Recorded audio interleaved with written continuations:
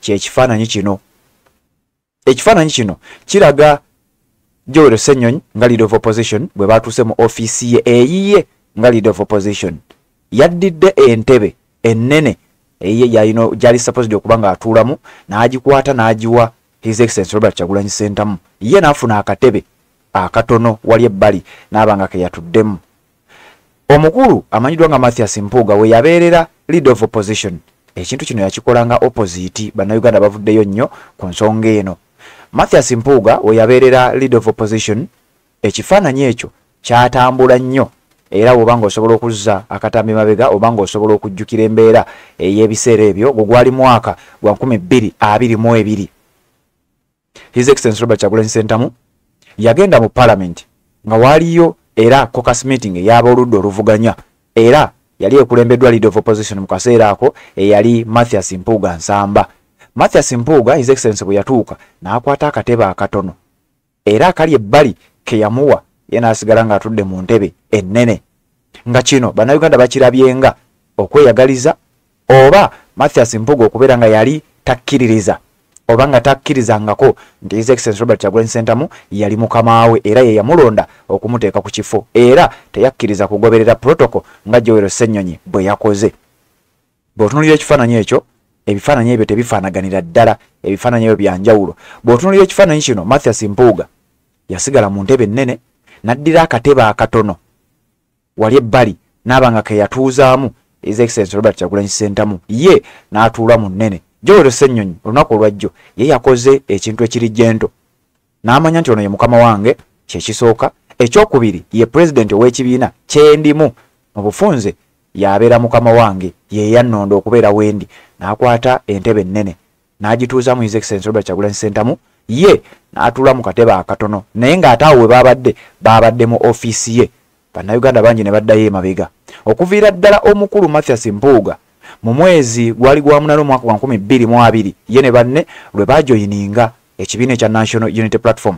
Ebifaananyi bingi bizze bikubwa nga bwe guba mukolo nga Mpuuga ali ne His Excellency Robert Kyagulanyi Ssentamu, entunula yokka ekulaga bulungi nnyo omukulu biki byalowooleza mukama we newankubadde nga ye yali yamuwa. Bino tebyakoma eyo, byajjanga ne muzi office nga bwe nkugambye His Excellency Robert Kyagulanyi Ssentamu bwe yagenda ku parliament nga leader of opposition akyali Mathias Mpuuga, nga His Excellency Robert Kyagulanyi Ssentamu ye yamulonda yennyini, yamuteekanga mu katebe akatono ebbali n'asigala mu ntebe ennene eya leader of opposition olw'ensonga yali tamukkiririzaamu. Era ebiseera ebisinga ne babadde babeeranga ku mikolo omulaba ng'oggyeko emikolo egibadde ku kitebe nti ku kitebe wali protocol Mathias Mpuuga tabeera omu ku bagitegeka era wano wokka His Excellency bwe yafuniranga ku ntebe ennene mu biseera nga Mathias Mpuuga yakyali leader of opposition. Naye engeri gye yamutunuuliranga nayo yennyini bagitaddeko ebibuuzo by'oyinza okuba nga naawe weebuuza nti ddala omusajja ono yava ddi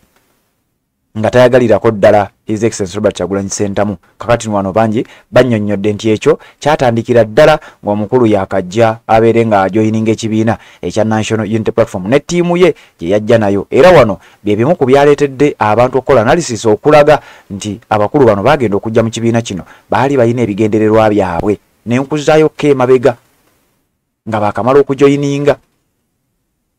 Abakulu bano ababiri okuli Mathias Mpuuga, Honorable Joel Ssenyonyi bonna basaavinze nga leader of opposition. Joel Ssenyonyi yasaavinga okuva January 2024 we yalondebwa okubeera leader of opposition. Mathias Mpuuga yasaavinga okuva ekisanja lwe kyatandika paka December ow'omwaka oguwedde ogwa 2023. His Excellency Robert Kyagulanyi Ssentamu n'olukiiko lw'ekibiina ekya National Unity Platform bwe baatuula ne bakyusa obukulembeze obwa parliament. Mathias Mpuuga yazaalibwa ng'ennaku z'omwezi 12 mwezi gwa 10 mwaka gwa 1975 era nga wetwogerera agenda kuweza emyaka 50 asaavinze nga leader of opposition okuviira ddala mu mwaka gwa 2021 paka mu mwaka ogwa 2024 mu January. Joel Ssenyonyi ku myaka gye emito yazaalibwa ng'ennaku z'omwezi 2 omwezi gwali gwa December 1986. Mpuuga yazaalibwa 75 kitegeeza asinga Joel Ssenyonyi emyaka nga 9. Wetwogerera nga Joel Ssenyonyi yakola nga leader of opposition era ebibaddewo ozze ng'obiraba.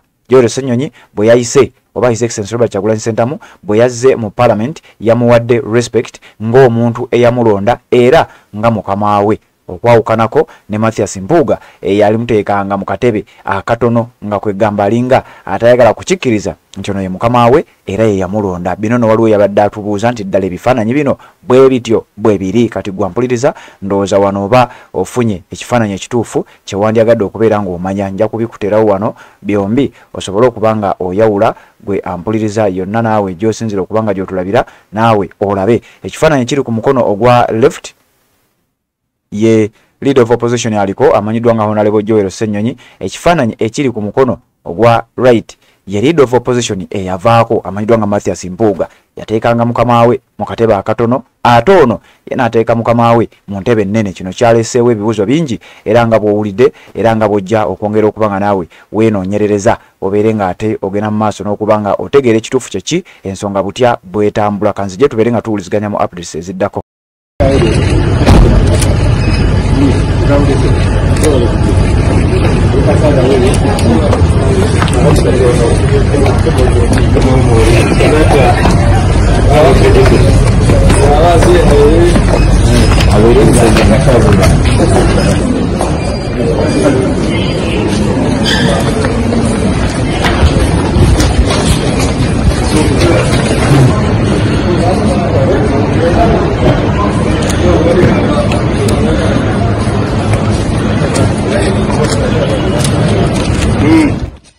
Assalamu alaikum wa rahmatullahi wa barakatuh. Amanya n'eddoboozi Haji Abdu omusomi w'eddua. Nkola ku nsonga ez'enjawulo emirimu nga gikutataganyeko ebyenfuna byo nga bidobonkanye ne oba oli bweru wa ggwanga emirimu gya kutankalanako jangu kusomere ku ddua kubeda nedda eddua zaabaawo eddua zisomebwa omuntu n'oterezebwa mu mbeera yonna ebadde kwesibyeko ekusibyeko akanyaga. Nina ekyoto kye nsobola okukumira wadde oli bweru wa ggwanga nga toli kumpi wano n'ofuna omukisa ogwo nawe n'osomerwako ku ddua nga nkuteddeko n'akabaani. Allah ajja kusaasira ajja kwanukula. Kuba ku namba yange y'essimu 0752 44 71 56 ne ku WhatsApp kwendi mpereza obubaka sobole okuyamba. Assalamu alaikum wa rahmatullahi wa barakatuh.